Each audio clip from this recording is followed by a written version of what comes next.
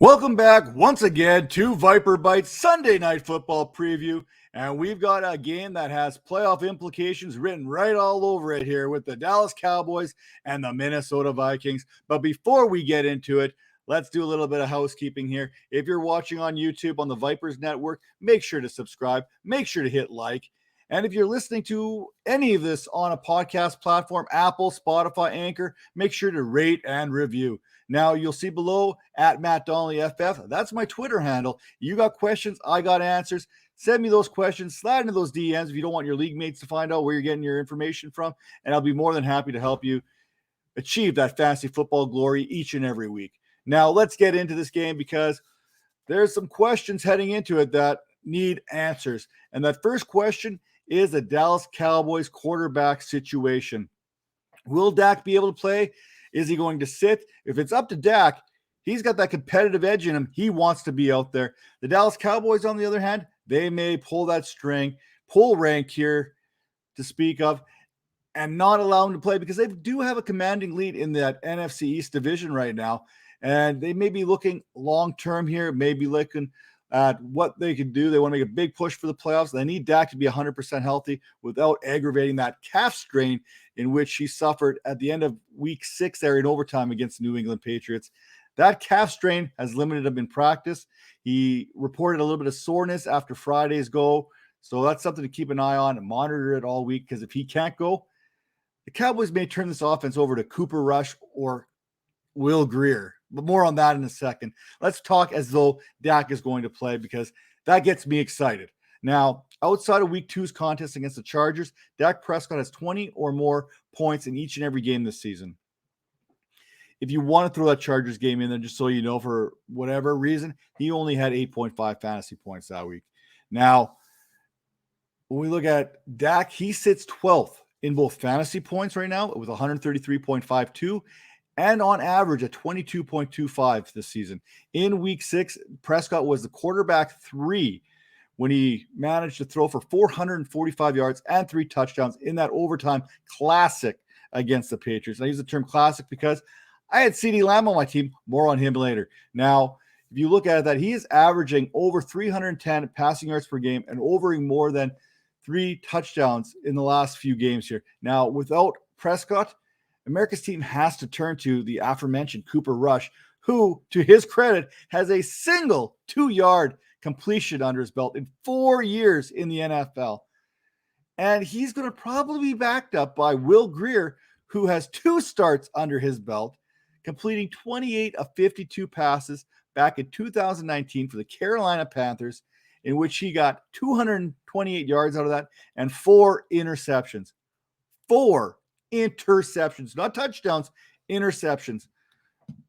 The whole fantasy world right now, we are praying for Dak Prescott. We're sending these good vibes because we need more Dak in our lives, especially Sunday night. Now, if Dak can't go, you can expect a heavy uptick in usage from Ezekiel Elliott, maybe downgrade Amari Cooper and CeeDee Lamb, but Ezekiel Elliott comes into Sunday night's contest as the RB9 on the season, 114.6 fantasy points thus far on this campaign.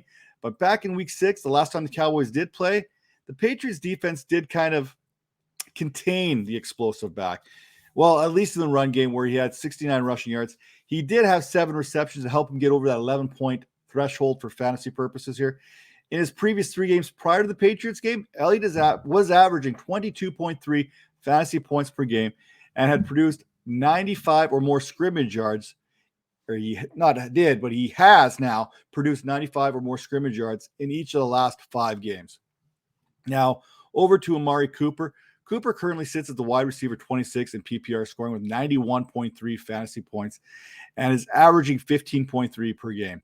Now, Cooper's big game came back in week 1 versus Tampa Bay where he saw 17 targets. He caught 13 passes, scored twice, and had 139 yards. Since then, though, he has a combined 17 receptions, 26 targets, 8 of which came against the game last week, or week 6 against the Patriots, 234 receiving yards, and is averaging 46.8 per game since week 1 with only 2 touchdowns to his name.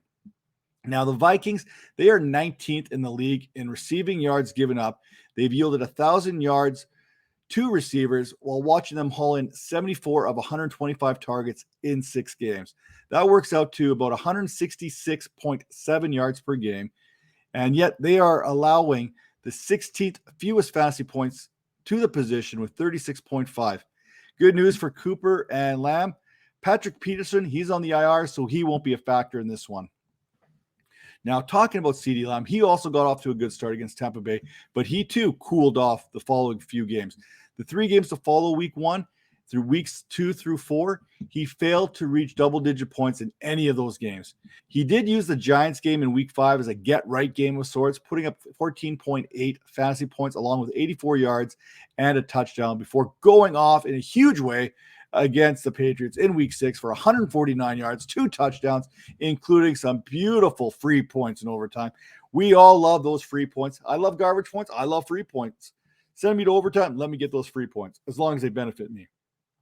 Now, over the last little while here, last five of the last 6 games, I guess the best way to put it, he has at least 65 receiving yards or more, and that has allowed him to climb to wide receiver 15 status in fantasy scoring amongst wide receivers. He sits at 108.5 fantasy points, and his 18.1 fantasy points per game has him as the wide receiver 11th. Now, he sits 18th in the league in receiving yards with 497 yards in 6 games of action. If you're looking for a sneaky play, kind of a sleeper kind of guy, 2 guys to kind of keep an eye on this week, Michael Gallup and Tony Pollard, both could be sneaky plays. Now, Gallup hasn't played since week 1, where he had 4 receptions for 7 targets and 26 yards. And it may also take a few weeks for Gallup to get back in sync with this offense. But when he does, he adds another weapon that you could flex every week. Now, we don't know if Gallup's going to play. He's just come back into practice here a little bit. So keep an eye on that.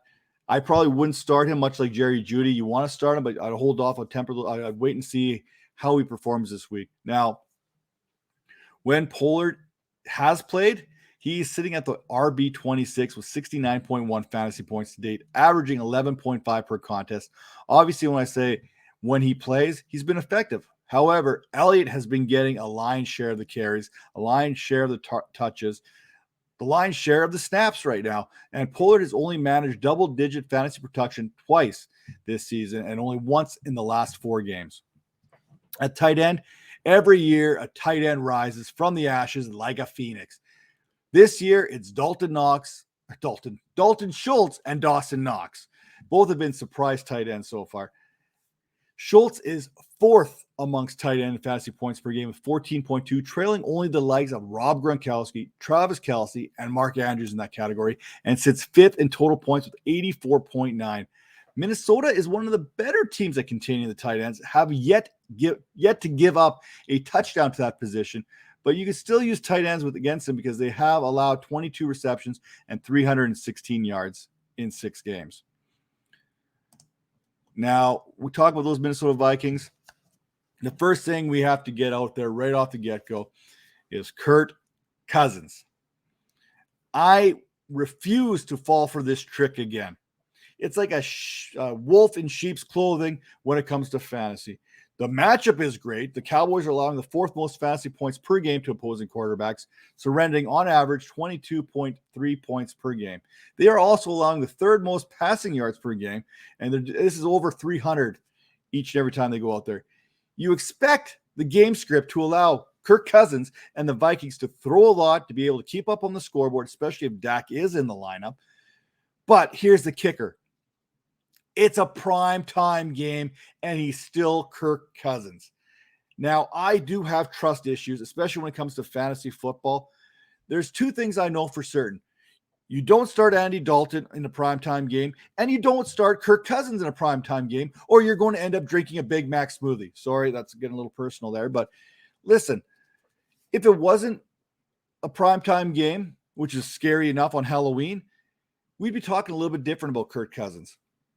He is the QB 13 right now. He's right behind Dak Prescott in fantasy scoring with 126.46 points. He's averaging 21.08 fantasy points per game. He's not getting the credit that he's he deserves. He's coming off a 3-touchdown performance in Week 6 against Carolina, which he threw for 373 yards. But again, it's prime time. Also, Cousins has also tossed 3 touchdowns in 3 of the last 5 games. He did struggle 2 weeks prior to the Panthers game, in which he did only end up with 11.1 fantasy points and 14.4 respectively against the Browns and the Lions. Did I mention it's a primetime game? I mean, I get it. If you need a QB2, maybe you plug him in there and hope for the best. Maybe a little hocus pocus works its magic. And primetime Kirk Cousins disappears and real Kirk Cousins shows up for this one. Now, if primetime Kirk shows up, Dalvin Cook will be counted on to play a significant role in this one. He's probably going to have a huge role to begin with, but if Kirk struggles, you can bet that Dalvin Cook is going to be the reason the Vikings keep this game close. Now, Dallas has been a little bit better against the run than they have been against the pass. They are 12th in fantasy points allowed to running backs, giving up 22.42 fantasy points per game, and 5th in rushing yards allowed at 86.2 per game. Cook is tied with Tony Pollard for 17th in rushing yards this season and sits as the RB28 in PPR. Breathe. That number is a little misconstrued because he's only played 4 games. Now, if you take his average into account, 16.5 fantasy points per game, he's the RB15. Not great, but not terrible either. Now, Cook missed week 3. He should have sat out week 4. He missed week 5 before finally playing again in week 6 against the Panthers, in which he saw 74% of the snaps. And he looked like his old self there, running for 140 yards and a score. Now, Justin Jefferson and the rest of the Vikings receivers should feel welcomed this week, facing off against the 6th most friendly defense in terms of fantasy points allowed to wide receivers. The Cowboys are allowing, on average, 40.77 points per game, allowing 1,204 yards and all kinds of touchdowns to the position in 6 games.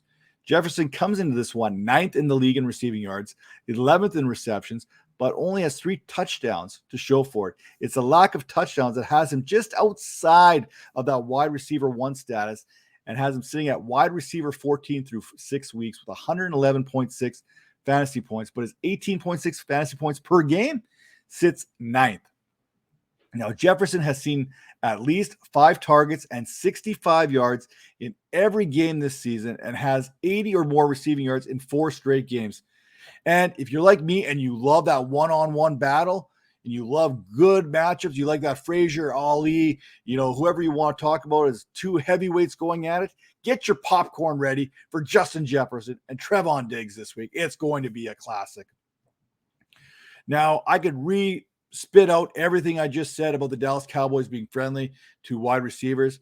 See all the information above when I talk about Adam Thielen, except the difference here is Adam Thielen is 35th in the league in receiving yards with 393. But thanks to his 5 touchdowns this season, he sits as the wide receiver 16 in PPR and is only 5 points back of Justin Jefferson while averaging 17.8 fantasy points per game. Now, also like every other Viking, Thielen had a big week against the Panthers, recording 11 receptions for 126 yards and a touchdown. It was a great way to head into the bye week after 4 consecutive weeks in which he failed to register more than 50 yards receiving, despite having 7 or more targets in 3 of those 4 contests, which you're going to have to dig into that a little bit deeper. The targets were there. The receiving yards weren't. It's a really weird thing for Adam Thielen. Now, I mentioned Diggs versus Jefferson. If that's the case, make sure to get Thielen in your lineup as a possible wide receiver 1, for sure a wide receiver 2, because he will likely draw the interest of Anthony Brown. And this is an advantage that even Kirk Cousins in primetime can take advantage of. Now, I talked about Pollard and Michael Gallup as kind of sleeper kind of guys. The one forgotten receiver in Minnesota is KJ Osborne. We never talk about him each and every week, but here's the thing. Cousins has been looking for him with all season. He's got 4 games in which he has seen at least 6 targets, and he's got at least 3 receptions in every game but 1. Now, last time we saw him in action, he had 6 catches on 7 targets. He finished with 78 yards, and he had a pretty big touchdown along the way. Now, while there are some better receiving options out there, Osborne is still a solid wide receiver 3 option, and his 70.1 fantasy points have him as the wide receiver 43 this year, ahead of some of the bigger names like Allen Robinson and Chase Claypool. Come on, man. You guys got to be better than that. Now, over at the tight end position, you got Tyler Conklin, you got Chris Herndon. With only a couple tight ends on by and a couple of injured here, we're talking about Waller and Andrews and Dawson Knox. I can't really recommend starting either Vikings tight end. In fact, you have to slide all the way down to tight end 18 to find Ty Conklin there and his 52 fantasy points. We won't even look for Chris Herndon. By the way, he's at tight end 71. I actually did look. It was quite embarrassing, actually. Now, although he did have that 2-yard touchdown last week, so slow clap. I shouldn't be so hard on Tyler Conklin. He was a viable option last week against the Panthers. He did have 71 receiving yards in that contest, but outside of week 3, Conklin has failed to record a fantasy game in which he has posted more than 7.5 fantasy points, and I will not stand for that in my lineup. With that all said, make sure to head over to fantasypoints.com. Make sure you enter promo code 21Vipers10, get 10% off that subscription today. And head over to the Vipercast on the YouTube channel there, the Vipers Network, 10 p.m. Eastern every Tuesday. We come at you with our weekly preview show, which you don't want to miss. We got information like this scattered throughout the whole thing. It's a great show altogether. Major kudos to both Major and Tara, each and every week bringing the heat. That said, this has been the Sunday Night Football preview. And you know what? We will see you on the field here. May your fantasy rosters perform much better than Kirk Cousins and Primetime.